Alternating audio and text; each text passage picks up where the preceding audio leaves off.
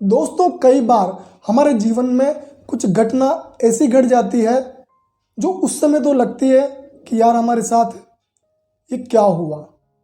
हम दुखी हो जाते हैं, परेशान हो जाते हैं, बहुत तकलीफ उठाते हैं, कई बार रोना भी आ जाता है और सोचते हैं कि हमारे साथ हुआ तो हुआ क्यों, ये भी कैसे हो गया।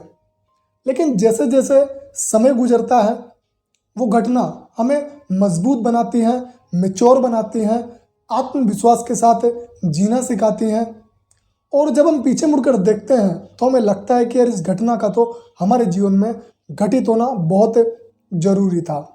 और ऐसी घटना आपने भी अपने आसपास ज़रूर देखी होंगी, सुनी होंगी।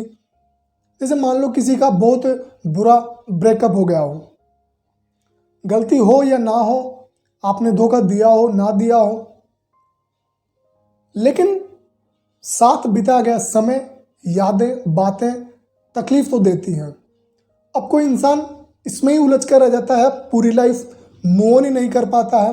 और कोई इंसान जो इस तड़प की आग को मेहनत की आग में बदल लेता है और कुछ बड़ा अचीव कर लेता है, कुछ अच्छा जो है अचीव कर लेता है एक सामाजिक परिवेश के तौर पर, फिर वो पीछे मुड़कर देखना ही नहीं चाहता, जो कि जरूरी भी है।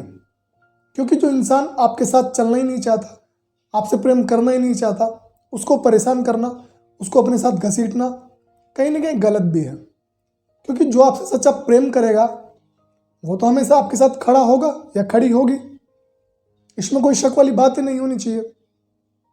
आपके अच्छे दिनों में भी वो खड़ा होगा या खड़ी होगी, आपके बुरे दिनों में भी वो आपके साथ होगा, साथ होगी, आपके फेलियर में भी, आपके सक्सेस में भी।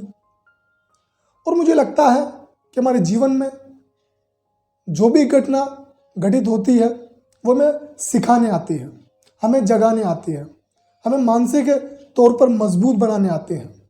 और मेरा खुद का अनुभव भी यही कहता है, क्योंकि मैं भी पहले ऐसा मजबूत इंसान नहीं था।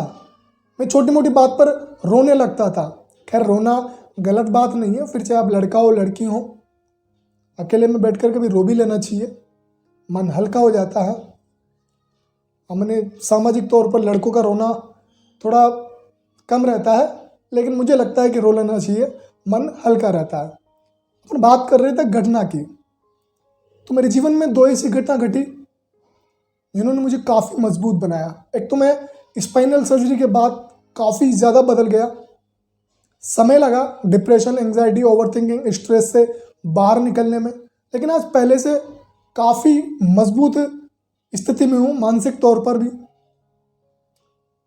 और किन्हीं पर एक अंधविश्वास किया, मतलब प्यार किया, विश्वास किया, वहाँ से भी उन्होंने भी मुझे बहुत कुछ सिखाने में मेरी मदद की, तो उनका भी आभार मैं करना चाहता हूँ।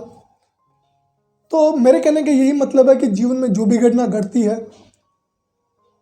वो ऐसे ही नहीं घटती है, उसके पीछे जो रहस्य छिपा होता है वो यही है कि वो हमें ताकत देना चाहती है, हमें सिखाना चाहती है, हमें हिम्मत देना चाहती है।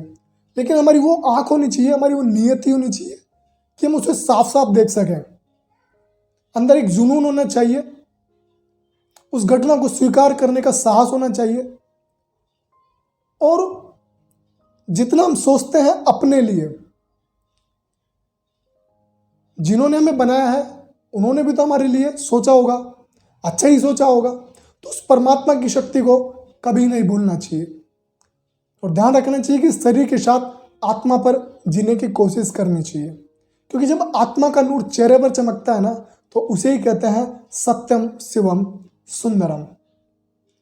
तो धन्यवाद, thank you so much for watching, wish you all the best.